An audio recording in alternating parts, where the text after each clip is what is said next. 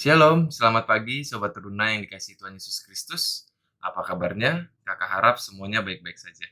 Sebelum kita membaca serta merenungkan firman Tuhan pada pagi hari ini, mari kita bersatu di dalam doa. Kita berdoa. Tuhan Allah Bapa yang baik, terima kasih karena Kau sudah membangunkan kami di pagi yang indah ini untuk membaca serta merenungkan firman-Mu. Berkati kami agar kami mengerti akan firman yang disampaikan oleh hamba. Terpujilah Kristus. Amin. Rekan-rekan, pembacaan kita pada pagi hari ini terambil dari Rut 2 ayat 1 sampai dengan yang ke-10.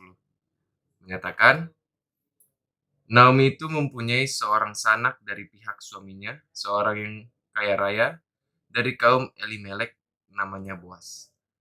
Maka Rut, perempuan Moab itu berkata kepada Naomi, biarkanlah aku pergi ke ladang, memungut bulir-bulir jelai di belakang orang yang murah hati kepadaku.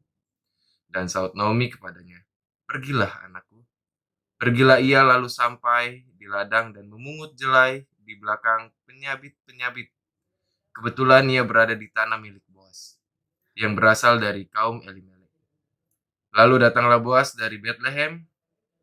Ia berkata kepada penyabit-penyabit itu, Tuhan kiranya menyertai kamu.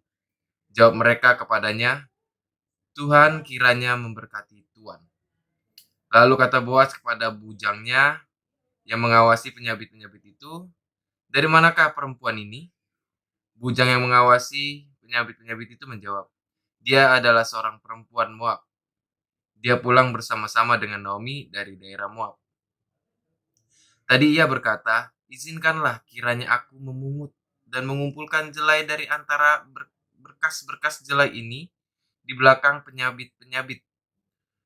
Begitulah ia datang dan setidakpun ia tidak berhenti.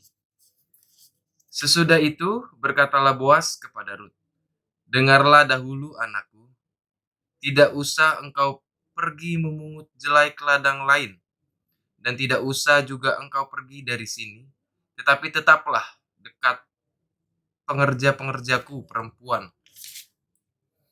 Lihat saja ke ladang yang sedang disabit orang itu. Ikutilah perempuan-perempuan itu dari belakang.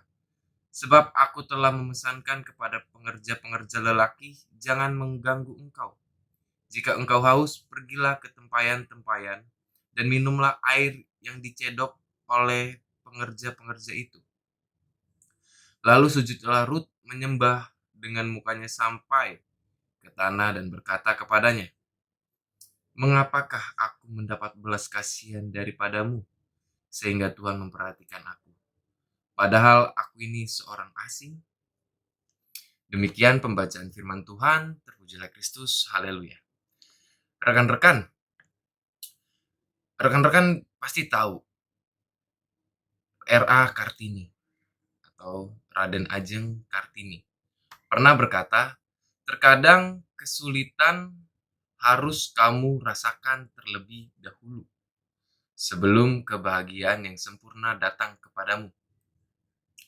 Dari kata ini, R.A. Kartini, kita memahami bahwa kesulitan selalu ada.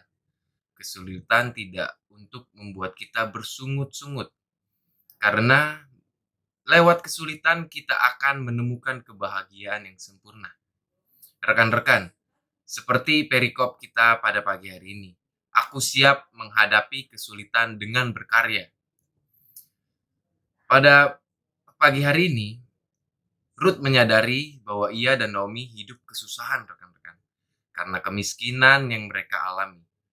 Oleh karena itu, Ruth tidak mau berdiam diri ketika telah tiba di Betlehem. Setelah memperoleh informasi bahwa ada keluarga Elimelek, mertuanya, yang kaya raya bernama Boas, Ruth pergi ke ladang dan mencoba bekerja memungut jelai di ladang milik Boas itu. Ia pun berusaha melakukan pekerjaannya dengan sangat rajin dan sungguh-sungguh. Itulah informasi yang disampaikan pengawas kepada Boas ketika Boas bertanya mengenai Ruth yang telah menjadi salah satu pekerjaannya yang masih baru. Sobat Teruna, dalam teks bacaan kita pagi hari ini, kita sama-sama belajar.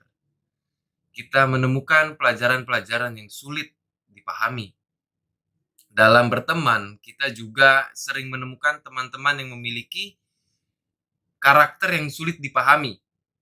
Dalam bermain game online misalnya, kita juga menemukan kesulitan-kesulitan dalam menyelesaikan game tersebut. Kesulitan selalu ada dalam perjalanan hidup kita. Mulai dari kita teruna bahkan sampai tua nanti. Tidak perlu mengeluh dan bersungut-sungut menghadapi kesulitan. Keluhan dan sungut-sungut tidak dapat menyelesaikan masalah kita. Kita harus meniru Ruth yang memilih bekerja dengan rajin dan sungguh-sungguh, belajar dengan rajin dan sungguh-sungguh akan membuat kita menemukan jalan keluar atas kesulitan yang kita hadapi. Amin. Mari kita tutup renungan kita pada pagi hari ini dengan doa. Kita berdoa. Allah Bapa yang baik, terima kasih. Kami telah selesai membaca merenungkan firman Tuhan pada pagi hari ini. Bantu kami memahami bacaan pada pagi hari ini, Tuhan. Berikanlah kami roh yang kuat, roh yang semangat untuk bisa menjalani hari lepas hari, Tuhan. Sebagaimana dalam bacaan pada pagi hari ini, kita sama-sama diajarkan untuk rajin dalam mengerjakan tugas sekolah, tugas kuliah, tugas di kantor, di kerjaan. Itulah yang kami petik dalam bacaan pagi hari ini. Sebentar lagi kami akan melakukan aktivitas Tuhan. Berkati kami dari pagi ini sampai malam nanti. Kami serahkan semua ke dalam tangan pengasihan. Terpujilah Kristus. Amin. Sobat Teruna, renungan kita pada pagi hari ini telah selesai. Selamat beraktivitas. Tuhan Yesus memberkati.